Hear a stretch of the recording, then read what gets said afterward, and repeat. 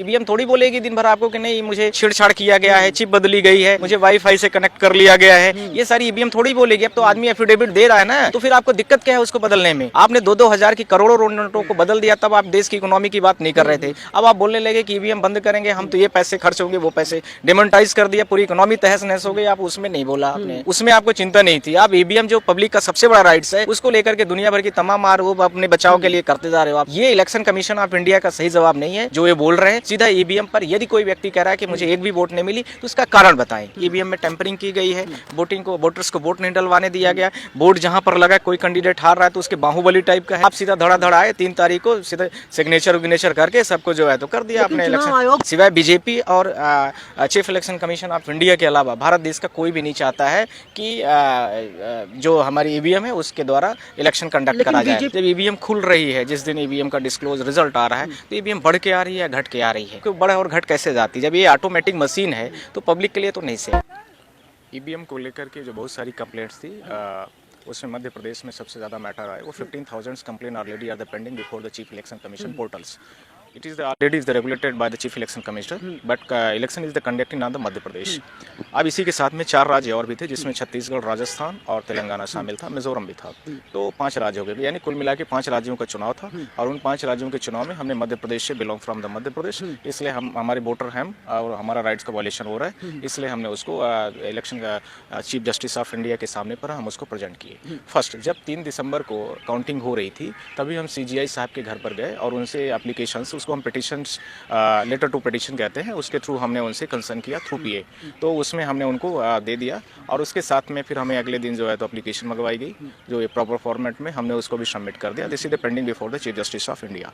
First. Second is there कि इस complaints को मैं फाइल नहीं करने वाला था, पर ये था सबसे बड़ा इशूज़। अब मैं आपसे बोलना चाह रहा हूँ कि 15,000 जब कंप्लेंट्स, ये मैं बता रहा हूँ 22 नवंबर की, जो बहुत बड़े सारे न्यूज़पेपरों में ये आई सारी चीज़ें। तो 22 नवंबर को जब मैंने चीफ इलेक्शन कमीशन का ये पोर्टल में 15,000 कंप्लेंट देखा, बहुत सारे पेपरों ने प्रिंट किया, छापा दिया, तो उसमें मुझे लगा था कि चीफ इलेक्शन कमीशन इंडिया का जो है और मध्य प्रदेश का जो इलेक्शन कमीशन है, वो उसको 3 दिसंबर के पहले उसको रिजॉल्व कर लेगा। But till today did not decided did not resolve this entire complaint which is the pending before the election commission portal. तो जब उन्होंने नहीं किया तो हमें लगा 2 बज गए दिन की 3 दिसंबर को, तो हमें लगा कि अभी लग नहीं रहा है, मुझे भी कुछ करने वाले हैं। After that I decided to कि हमने CGI के घर गए और CGI से मैंने आपको जो बताया थ्रू PA हमने उसको कन्वर्सेशन कर दिया। ये था सेकंड पॉइंट। थर्ड पॉइंट इसमें ये था कि बहुत सारी अभी कल न्यूज़पेपरों में बहुत, दैनिक भास्कर ने कोट किया है कि 99% EVM जो है वो डिस्चार्ज फुल चार्ज पाई गई है। तो मैं आपसे पूछना चाहता हूँ कि जैसे आप कैमरा मैन है, मेरे हाथ में मान लीजिए मोबाइल है, यदि वो 10 घंटे डिवाइस कोई भी रन की होगी, यानी चुनाव जब हुआ है, तो चुनाव हुआ है आप लोगों को पता होगा 17 तारीख को मध्य प्रदेश में। 17 तारीख को सुबह 8 बजे से चुनाव शुरू हो गया, शाम के 5 बजे 4 बजे तक तो रहा ही होगा। तो 10 घंटे यदि कोई डिवाइस चलती है तो 99 पैसे कैसे रिचार्ज रह सकती है? कुछ ना कुछ उसका परसेंटेज लेवल डाउन होना चाहिए। मुझे नहीं लगता है इलेक्ट्रॉनिक गाड़ियों को भी उसने टक्कर दे दिया जिस तरह से भारत में EVM की पोर्टल में पाई जा रही है। फर्स्ट। सेकंड इज हियर कि इसका बहुत सारे लोगों ने अपोज भी किया है, कैंडिडेट्स जितने भी थे। और इसके साथ में हर बार चीफ इलेक्शन कमीशन एक ही बात को कहता है कि EVM बहुत सिक्योर है। मैंने मान लिया कि EVM सिक्योर है, पर आपसे मैं यह भी पूछना चाहता हूं कि EVM सिक्योर होने के साथ साथ में बस ये आप आम जनता से पूछते हो कि EVM सिक्योर है। बहुत सारे कैंडिडेट इतना दावा कर रहे हैं कि वो कैंडिडेट हैं और कैंडिडेट होने के साथ में अपनी ही पोलिंग में, जहाँ के वो रहने वाले हैं, अपनी पोलिंग में उन्होंने वोट डाला और उनको वोट नहीं मिला, एक भी वोट नहीं मिला। तो उन्होंने यह बोला कि हमारे घर के लोग नहीं दिए होंगे वोट, हमने मान लिया। हमारा परिवार नहीं दिया, ये भी मैंने मान लिया। गाँव के नहीं दिया, ये भी मान लिया। पूरी विधानसभा दी नहीं दी, ये भी मैंने मान लिया। पर कम से कम मैंने तो अपना वोट दिया है, तो हमारा तो राइट का वायलेशन नहीं होना चाहिए। ये अगला, द मिंट ने 2019 में भी इस चीज़ को लेकर के क्लियर किया था। द मिंट बहुत बड़ा न्यूज़पेपर है, उसने भी बोला था कि बहुत सारे EVM मशीनों में जस्ट लाइक तो मान लीजिए किसी भी पोलिंग में 2000 वोटिंग है, 2000 वोट पड़े हैं मान लीजिए, जब EVM खुल रही है, जिस दिन EVM का डिस्क्लोज रिजल्ट आ रहा है, तो EVM बढ़ के आ रही है या घट के आ रही है? मैं ये नहीं कहता हूँ कि जो CGI chief election commission of India कहता है कि नहीं उसको टेम्पर नहीं किया जा सकता, मैं ये नहीं कह रहा हूँ टेम्पर नहीं किया, पर मैं ये कह रहा हूँ कि बढ़ और घट कैसे जाती है? जब ये ऑटोमेटिक मशीन है तो पब्लिक के लिए तो नहीं safe. It is the violation of the articles 20A, it is the violation of the constitutional rights of the public, it is not conducted by the chief election commission of India fair and free elections। ठीक, ये सारी चीज़ों का violation हो रहा है। तो इन सारी चीज़ों को लेकर के मैंने, केशवानंद भारती बहुत बड़ा जजमेंट है कि कुछ बेसिक स्ट्रक्चर्स, कुछ बहुत सारी चीज़ें दी गई हैं जिनका वायलेशन नहीं होना चाहिए। ये सारी चीज़ों का violation chief election commission of India के थ्रू हो रहा है। अब आप लोग, बहुत सारे लोग कहते हैं विपक्ष की बात कर रहे हैं, मैं विपक्ष की कोई बात नहीं कर रहा हूँ, ये जनता का राइट्स है। हमने किसी पार्टी की बात कर रहे हैं, ना भाजपा की, ना कांग्रेस की। जहाँ जहाँ आपको इस तरह से कंप्लेन लग रही है, मध्य प्रदेश की मैंने बात किया, ऐसे छत्तीसगढ़ में भी है कंप्लेन, ऐसे ऐसे राजस्थान में भी है, जहाँ जहाँ हो। आप, मैं यही कहना चाहता हूँ थ्रू आप लोगों के माध्यम से पूरे भारत देश के लोगों को मैं बोलना चाह रहा हूँ कि जहाँ जहाँ इस तरह की गड़बड़ियाँ हैं, तो क्या chief election commission of India जो है उसको बिना एप्लीकेशन को डिसाइड किए हुए, कंप्लेंट को बिना डिसाइड किए हुए, वोटिंग के जो वोटर्स हैं उनके कंप्लेंट्स को बिना डिसाइड किए हुए, जो कैंडिडेट्स हैं उनके कंप्लेंट्स को बिना डिसाइड किए हुए, क्या आप लोग बताइए क्या ऐसा करना चाहिए? आप लोगों को मैं ऐसी ऐसी वीडियोस मेरे पास आ रही हैं, आप लोग बिलीव नहीं करोगे कि सीधा का सीधा पूरा का पूरा जो इलेक्शन है वो इलेक्शन भी इनके साथ में ऐसे किस तरह से टेम्परिंग हो रही है, किस तरह से वोट लोग डलवा रहे हैं। आप लोगों के माध्यम से मैं ऐसे दिखाना चाह रहा हूँ, आप खुद देखेंगे। ये देखिए कहीं का वीडियो मेरे पास आया अभी, ये आप लोगों के माध्यम से दिखा रहा हूँ मैं, आप लोग खुद देख सकते हैं यदि स्क्रीन में सही तरीके से आ रहा है तो। और डॉक्यूमेंट वीडियो नहीं लग रहा है कि एडिटेड है?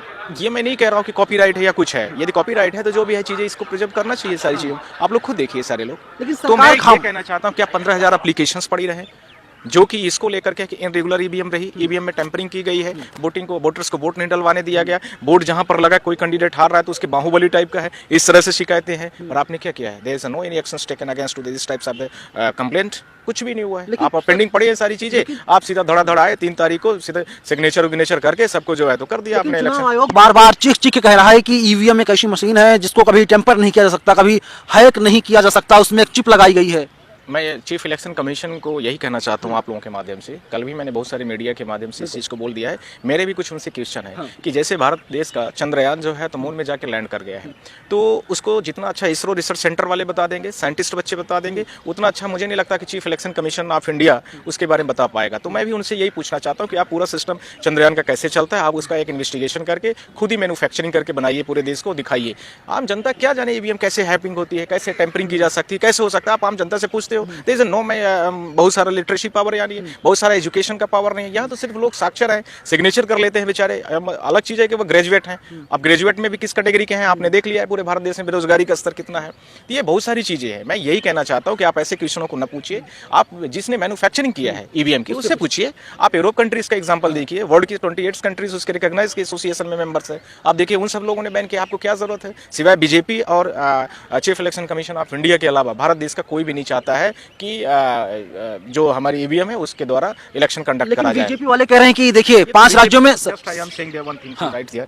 बीजेपी क्या कहती है 5 साल बाद ही तो लोगों को वोट डालने का राइट्स मिलता है, इसके पहले कहाँ रोज थोड़ी चुनाव हो रहा है। सर मेरा सवाल है, बीजेपी कह रही है कि देखिए 5 राज्यों में चुनाव हुए थे, 2 राज्यों में बीजेपी को भारी हार का सामना करना पड़ा, 3 राज्यों में बीजेपी जीती है। अगर सेटिंग की जाती ईवीएम में तो बीजेपी 5 जिन राज्यों में चुनाव हुए थे सभी राज्यों में बीजेपी जीत दर्ज करती। जिस तरह से बीजेपी वाले अपना झूठ का बचाव इस तरह से करते हैं, ये कोई सही तथ्य नहीं है। हम कह रहे हैं हमने 5 राज्यों की बात कर लिया है, 5 राज्यों में गलत हुए 5 राज्यों को करो ना। मैं स्पेसिफिक आपकी बात थोड़ी कर रहा हूँ, मैं मध्य प्रदेश से बिलोंग करता हूँ इसलिए मैंने एमपी की आवाज उठाई, मैंने छत्तीसगढ़ की भी उसमें कर लिया, साथ में मध्य प्रदेश की भी कर लिया। ऐसे बहुत सारे कैंडिडेटों के आ गए तो मैंने सारी चीजों के लिया। मेरा ये थोड़ी नहीं कि आप मध्य प्रदेश के अगेंस्ट में कह रहा हूँ। बीजेपी तो अपने बात को उनको ऐसा करना है तो फिर उन चीजों को बचाव करेगी ना। 1-2 में तो किसी विपक्ष को भी जीतने देगी कि भाई वो भी थोड़ा बहुत जीत ले, नहीं तो हमारा मुद्दे खत्म हो जाएगा पूरा। ये सब बातें न करे वो। मैं टेक्निकल ग्राउंड की बात कर रहा हूँ कि EVM can be tampered by the peoples और नॉट। हम नहीं कर सकते, ये बात हो सकती है, पर टेक्निकल लोग कैन बी डू इट।